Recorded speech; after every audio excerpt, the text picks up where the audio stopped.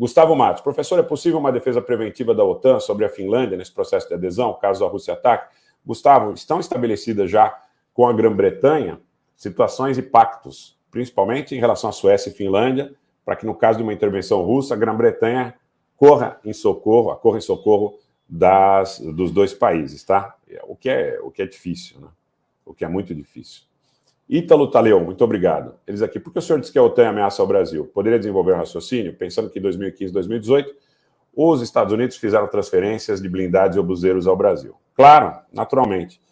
Veja, a situação é a seguinte, se um país, de alguma forma, tem potencial para desenvolver ambições independentes da relação do fluxo de poder do componente atlantista, ele passa a ser foco. E o Brasil, bem ou mal, nos últimos anos, ele passa, de alguma forma, a ser um produtor importante de petróleo, com a descoberta do pré-sal, ele tem reservas de minérios importantes, ele, de alguma forma, teve uma mudança, uma inflexão na política externa, com a vinda do ministro, do chanceler Carlos França, em substituição ao anterior Ernesto Araújo, que tinha mais alinhamento com esses países, e é uma série de indícios técnicos, militares, geopolíticos, geoeconômicos, que dizem que nós devemos nos preocupar com uma eventual intervenção da OTAN, a parte dessa questão da cooperação 2015-2018 na esfera militar. E digo o porquê. Digo o seguinte, nós temos aí uma relação de agenda verde, agenda 2030, sustentada pelo próprio Stoltenberg, sustentada pela própria OTAN de maneira aberta. Ontem, nós fizemos, inclusive, a intervenção inicial da live da noite, falando sobre a carta que brasileiros, empresas brasileiras, ONGs, organizações, dizem que são mais de 300 os signatários, é preciso que se observe com muito cuidado isso, teriam enviado ao presidente dos Estados Unidos, Joe Biden, falando em preservação da Amazônia e em sanções econômicas, caso essa preservação não ocorra nos moldes que eles julgam necessários. Então, o que acontece? Vem a demonização, vem as sanções a posteriori, a gente conhece esse script do mundo todo.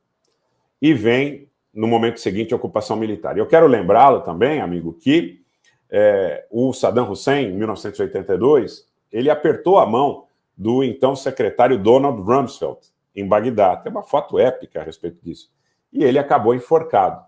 Quero lembrá-lo também que o líder líbio Muammar Gaddafi, ele foi recebido por Sarkozy, por Tony Blair, por Berlusconi, ele foi recebido por Obama, foi recebido por líderes europeus. Houve até aquela polêmica do bunga-bunga em relação ao Silvio Berlusconi, né, que haveria menores envolvidos em prostituição e tudo mais nos encontros, e depois de ser convencido a dissolver o seu programa de armas de destruição em massa, a deixar de perseguir a construção de foguetes com alcance mais efetivamente ameaçador em relação a seus opositores, ele foi morto.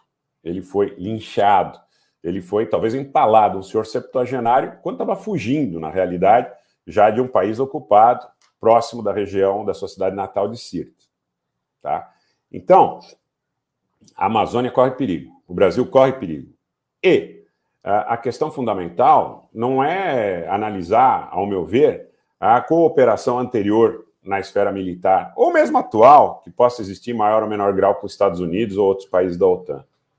O Gaddafi teve essa cooperação e acabou morto. Saddam Hussein, de alguma forma, foi armado pelos Estados Unidos e pela OTAN, por que não dizer, pela Arábia Saudita, pelo Kuwait, na sua guerra de 8 anos contra o Irã, de 1980 a 1988.